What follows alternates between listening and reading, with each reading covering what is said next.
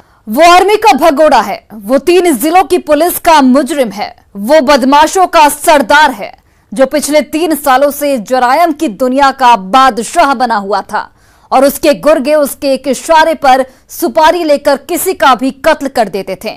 Bank में डाका डालते थे जिसे पुलिस पिछले 3 सालों से तलाश रही थी, लेकिन अब पुलिस की तलाश पूरी हो गई है और उसके हाथों में हथकड़ी लग गई है। उसका नाम है विभूति सिंह उर्फ रूपक सिंह। देखिए विभूति सिंह की अपराध कथा में जुर्म की पूरी कहानी। 3 जिलों का कुख्यात गिरफ्तार, आर्मी का भगोड़ा है बदमाश, अपराधियों का है सरदार।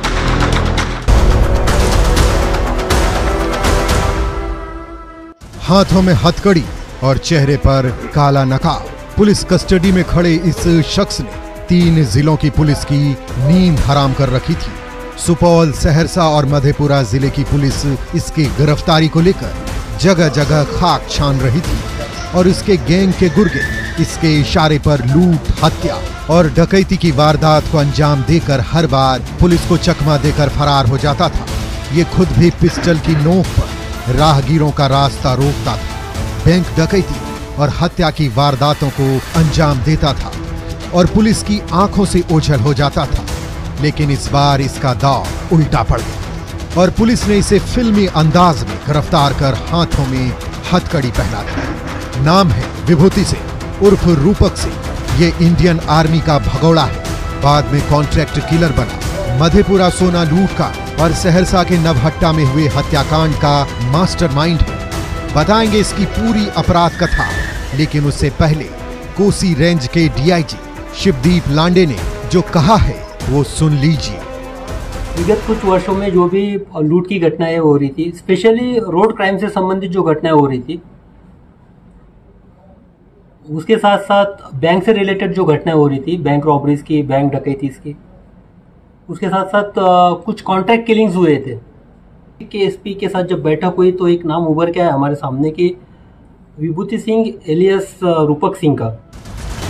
जब पुलिस ने विभूति सिंह उर्फ रूपक सिंह का इतिहास खंगालना शुरू किया, पता चला कि मधेपुरा के घेलार थाना इलाके का रहने वाला विभूति सिंह उर्फ रूपक सिंह इंडियन आर्मी का भगोड़ा है। सुपौल, सहरसा और मधेपुरा में कई रोड डकैती, बैंक डकैती और हत्या जैसे संगीन जुर्म में वांछित है।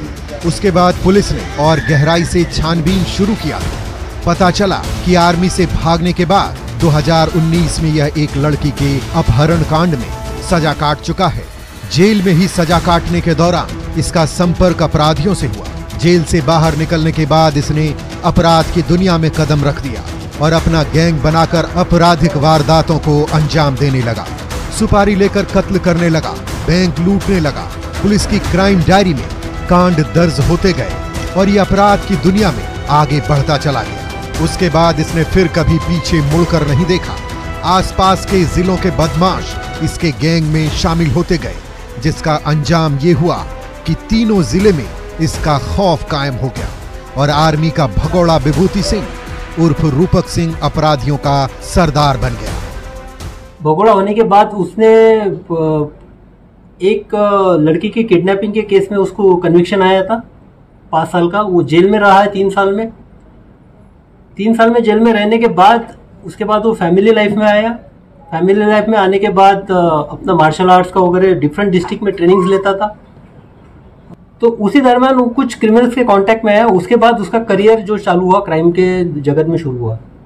विभूति सिंह उर्फ रूपक सिंह पर अब तक 8 से 9 संगीन मामले दर्ज हैं, जिसे इसने खुद अपने हाथों से अंजाम दिया था। 2019 में इसने पहली बार मधेपुरा में सोना लूट की वारदात को अंजाम दिया था। सहरसा के नवहट्टा में लूट के दौरान हत्या की वारदात को अंजाम दिया था। सुपौल में बड़ी वारदातों को अंजाम दे चुका है। हाल ही में इसने प्रतापगंज के पूर्व उप प्रमुख अनमोल भारती पर जानलेवा हमला किया था, लेकिन गनीमत रही कि गोली चली नहीं और अनमोल भारती की जान बच गई। इसी मामले की पुलिस ने जब तफ्तीश शुरू की तो विभूति सिंह का ही नाम सामने आया। उसके बाद सुपौल और मधेपुरा में पुलिस ने इसकी गिरफ्तारी को लेकर जाल बिछाना शुरू किया और फिल्मी स्टाइल में से दबोच लिया। जो सुपारी का जिसने सुपारी ली थी इसी का नाम उभर के सामने आया। उसके सुपौल पुलिस और मधेपुरा पुलिस की एक संयुक्त टीम ने